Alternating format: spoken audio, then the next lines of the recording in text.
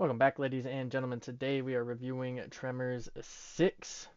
I think that's called A Cold Day in Hell, if I'm not mistaken. And essentially, this is a movie that is based in the Arctic, which really caught me off guard. But we see some older Tremors, or graboids, I should be saying, making their way on up north, basically. They were one of the original colonies of them in a sense, if that makes sense, that ended up frozen basically in the Arctic when they made it up there, and then some people started to do some drilling, which then led to them kind of escaping in a sense and getting free of that little ice spell they were under there while being frozen.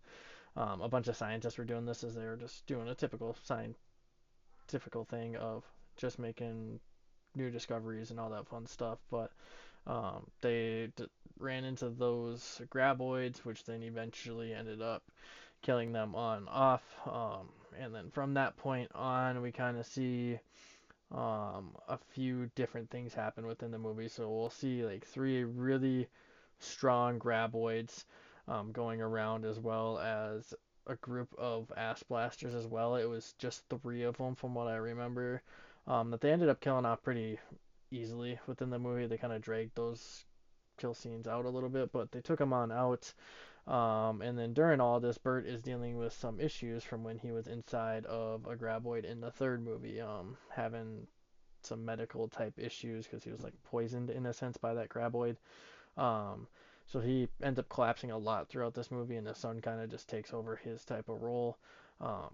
They essentially have to get some graboid juice, I'm just gonna say, to do some sort of infusion onto Bert to kind of bring him back without having any of those issues anymore, which they do. It was actually kind of fun seeing this part after they kill off two of the graboids. They keep one of them alive and they capture them into a shipping crate, and it's something we've never seen within a movie, but it was kind of cool to see because they trapped him on in there and then they baited him into opening his mouth basically, and then getting stuck on a bunch of poles, which then led to them getting the saliva they needed from the throat. We see the son literally fully crawl on into him, um, and get that. And yeah, that's the gist of it. It was a pretty fun movie overall. I would probably slide this on into.